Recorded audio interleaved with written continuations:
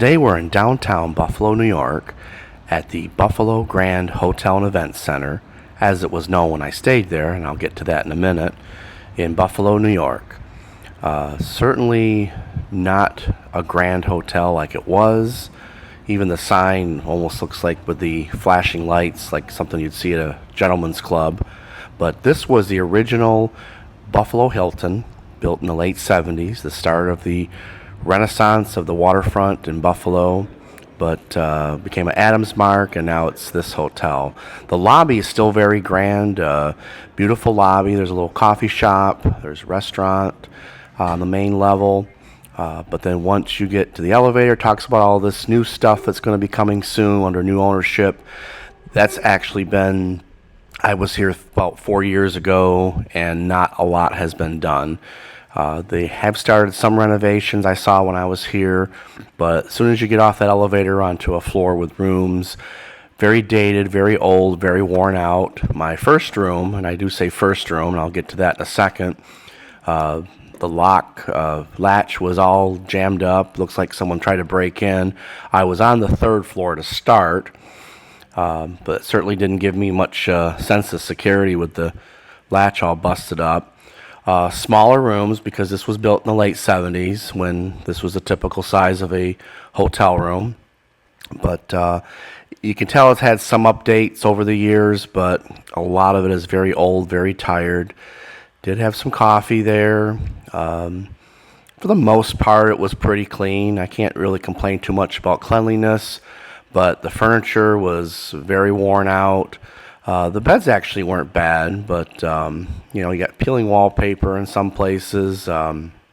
This room was actually in better condition than the second room I was in, other than the drawers almost falling out when you pull on the drawers, and then they don't quite go back in. The furniture is definitely worn out in this hotel. Now, I understand some rooms have been renovated, but I didn't see any of the renovated rooms. Furniture, clean, but just very worn out. So the problem with this room is that it was freezing cold. So I go over the thermostat, that's not even showing a display.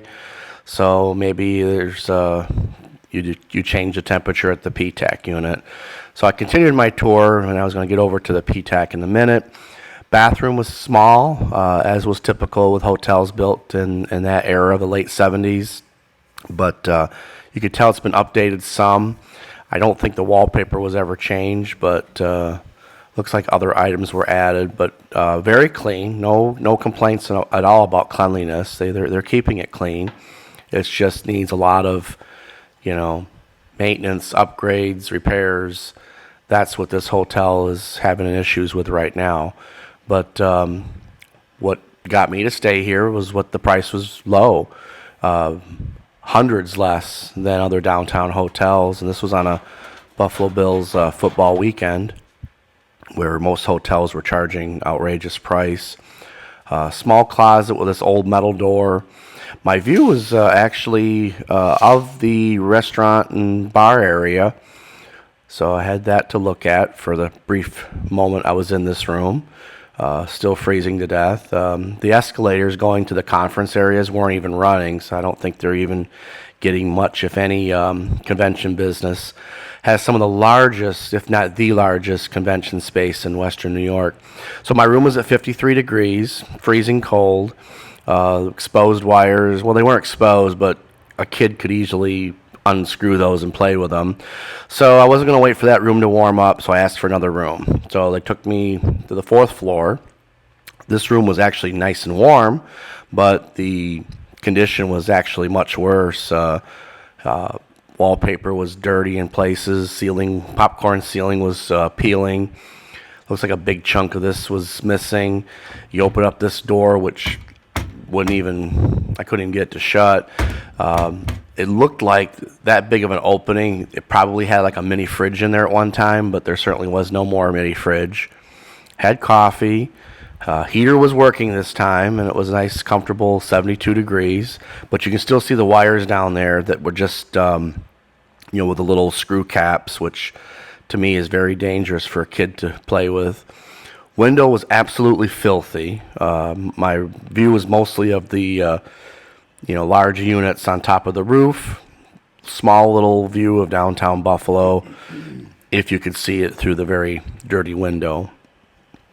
Clean room, can't complain about cleanliness. They are keeping the rooms clean. They just need some definite upgrades. I still couldn't get that door to shut. It kept popping open the entire time I was here. Same layout, again, smaller bathroom, but clean.